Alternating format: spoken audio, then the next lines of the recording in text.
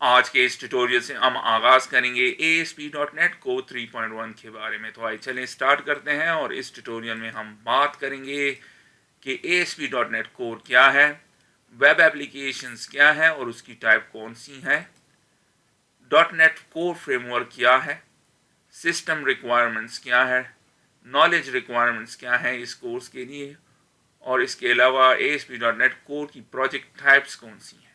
तो आइए चलिए स्टार्ट करते हैं और सबसे पहले बात करते हैं ASP.NET Core के बारे में। ASP.NET Core एक वेब डेवलपमेंट टेक्नोलॉजी है जिसके थ्रू हम क्रिएट करते हैं वेब एप्लीकेशंस। अब ज़हन में क्वेश्चन आ सकता है कि वेब एप्लीकेशंस क्या है। वेब एप्लीकेशंस वो एप्लीकेशंस हैं जिनको हम रन करते हैं वेब ब्राउज़र्स में, जैसे कि है Google Chrome, internet explorer, Firefox वगैरह। और वेब एप्लीकेशंस की एग्जांपल्स हैं Facebook, Google, MSN, e commerce websites. अब बात करते हैं कि वेब एप्लीकेशंस की टाइप्स क्या हैं। दो किस्म की हैं, वेबसाइट एप्लीकेशन और वेब एप्लीकेशंस। दोनों के कोड एग्जैक्टली सेम है, लेकिन वेबसाइट की एग्जांपल क्या है, फेसबुक, ट्विटर, यूट्यूब वगैरह। और वेब एप्लीकेशंस की एग्जांपल्स क्या हैं, student management system, health management system वगैरह। अब बात करते हैं .NET कोर के बारे में। ये एक फ्रेमवर्क है और फ्रेमवर्क से मुराद है कि इसमें पहले से लाइब्रेरीज बनी हुई होती हैं ताकि हम जो कॉमन टास्क हैं जैसे कि यूज़र मैनेजमेंट, UI टूल्स और सेंडिंग ईमेल्स वगैरह या डेटाबेस के साथ कनेक्शन वगैरह है, वो कोड पहले से बना होता है। हम सिर्फ कॉल करते हैं और फिर हमारा एप्लीकेशन हम क्विकली क्रिएट कर सकते हैं। अगर ये फ्रेमवर्क ना हो तो फिर ये सारा कोड भी आपको बार बार हर एप्लीकेशन के लिए लिखना पड़ता है।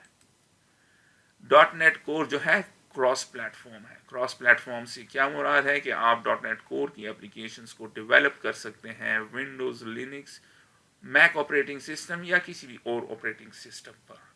अगर तो आपने .NET फ्रेमवर्क यूज़ किया है तो उसको आप सिर्फ क्रिएट कर सकते थे या एप्लीकेशन डेवलप कर सकते थे विंडोज़ ऑपरेटिंग सिस्टम पे।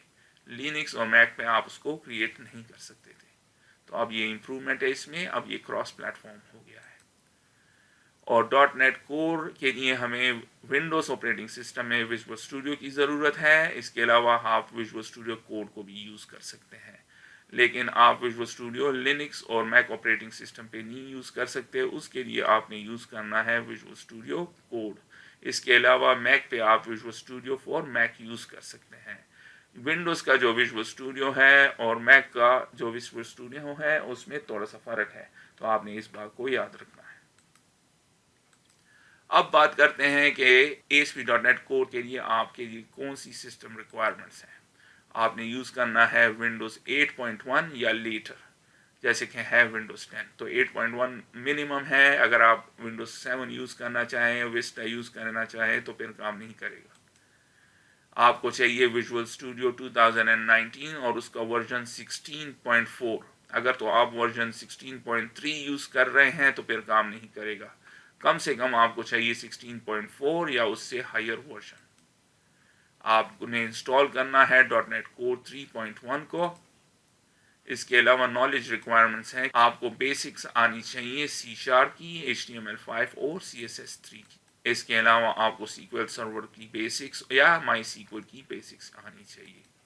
अब बात करते हैं ASP.NET कोर की प्रोजेक्ट टाइप्स पे। दो किस्म के प्रोजेक्ट्स आप क्रिएट कर सकते हैं। एक है ASP.NET कोर MVC एप्लीकेशन, जिसमें हम यूज़ करते हैं MVC पैटर्न को। इसके अलावा दूसरा जो प्रोजेक्ट टाइप है वो है ASP.NET कोर रेजर पेजेस। अब ASP.NET कोर MVC ऐप कौन सी है, इसमें हम यूज़ करते हैं, जैसे कि मैंने थोड़ी देर पहले कहा, MVC पैटर्न को। और ये मिलता जुलता है ASP.NET MVC4 और 5 एप्लीकेशंस के साथ, अगर आपने इनमें काम किया है। अब बात करते हैं ASP.NET कोर रेजर पेजेस पे, और ये मिलता जुलता है ASP.NET वेब फॉर्म्स के साथ। लेकिन आपने एक चीज़ याद रखनी है, कंप्लीट सिमिलैरिटी नहीं है, मिलता जुलता है, 40% मिलता जुलता है, तो ये आपने याद रखना है।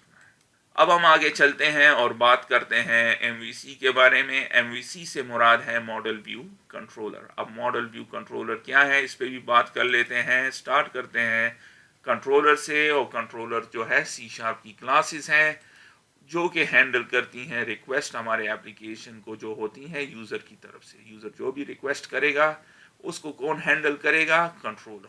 یہ آپ نے یاد رکھنا ہے. اور پھر اگر اس کو ڈیٹا کی ضرورت ہوئی تو وہ ڈیٹا بیس سے لے گا یا آبجیکٹ سے لے گا, اور ان آبجیکٹس کو ہم بناتے ہیں ماڈل سے.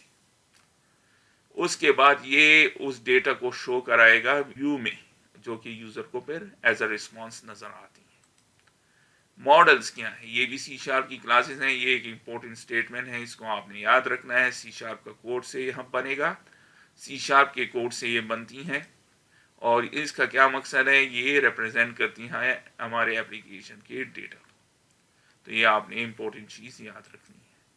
اور اس کے علاوہ اگر ہم نے اس پہ کوئی ویلیڈیشن اپلائی کرنی ہے, یہ بھی ہم ماڈل کلاسز میں کریں گے.